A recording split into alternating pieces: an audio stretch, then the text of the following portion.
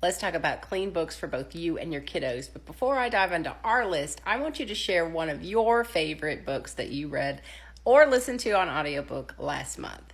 First up are the books that I read to my son last month. Stranded, third book in the series. We read 1 and 2 last month. I shared with you. He loved it so much that we had to find book 3. It's by Jeff Probst, and it's about a family of kids that get shipwrecked on an island. You're going to love this one. I really enjoyed this series. So it's just not just for kiddos, it's for adults too. Henry Huggins by Beverly Cleary. This book is written in 1950, and we still can read it today, and it's still fun. Although, you can't let a third grader walk around town by himself these days, sadly. Anyways, this is a story about how a little Henry gets a new dog and the life and times of fun that they have. If you have a Minecraft lover in your family, you're going to want to check out Woodsword Chronicles. He's already asking for the next book in this series. He enjoyed it so much. But this is about a group of kids that actually go into the Minecraft game and are playing it live. The Boxcar Children never disappoint.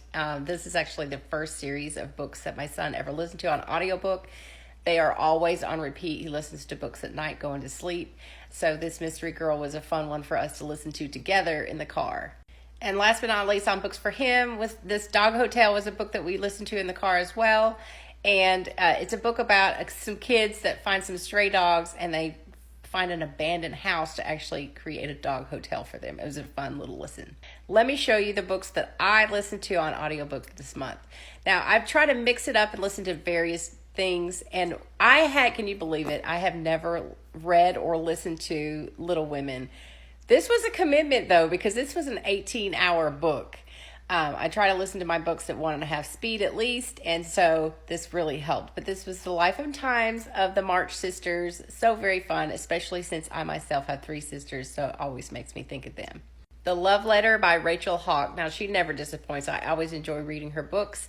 This one was no different. And this is the story of a love letter, as you could guess, that was written back in the 1800s. So they go back and forth from present time back to the 1800s, and the story unfolds that way.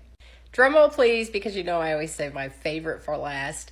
Need to Know by Karen Cleveland. Now, this is a suspense fiction book. It was not a suspense book in the fact that it was going to keep you up at night, keep you scared. It just keeps you on your toes while you're reading.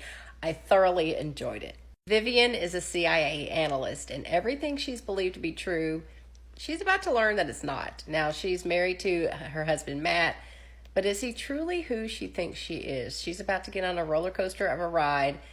Will she find out the truth? You'll have to read it to see. This book does have a handful of language in it, so just be mindful of that. It wasn't too much, obviously, or I wouldn't have shared it with you. It's a great read that you definitely want to check out.